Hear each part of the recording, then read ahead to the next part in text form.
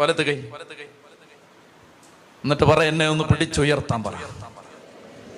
എന്നെ ഒന്ന് ഉയർത്ത് കർത്താവേ പറ.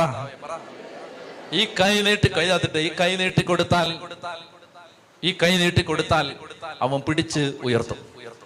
മരിച്ചു കിടക്കുന്ന നീ, തകർന്നു കിടക്കുന്ന നീ, തളർന്നു കിടക്കുന്ന നീ, അവശയമായിട്ട് കിടക്കുന്ന നീ, എഴുന്നേക്കാൻ പറ്റാതെ കിടക്കുന്ന നീ, ദാരിദ്ര്യത്തിൽ കിടക്കുന്ന നീ, മകനെ മകളെ ഈ കൈ നീട്ടി കൊടുക്ക്.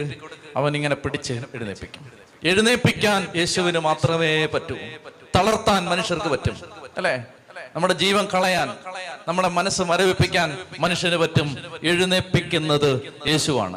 ശക്തി തരുന്നത് യേശുവാണ്. നമുക്ക് ബലം തരുന്നത് യേശുവാണ്. തളർന്ന കാലം യേശു വരുന്നതിന് ഏതാണ്ട് 600 കൊല്ലം മുമ്പ് യെശയ്യാ പ്രവചിച്ചു.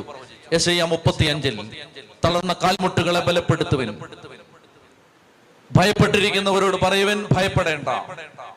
കഥ പറയാണ്, അപ്പോൾ അന്ധരുടെ കണ്ണ് തുറക്കപ്പെടും, ബധിരന്റെ ചെവി അടഞ്ഞിരിക്കില്ല, മൂകന്റെ നാവ് സന്തോഷത്തിന്റെ കാലം മുതിർക്കും, മുടന്തൻ മാനിനെ പോലെ കുതിച്ചു പായും.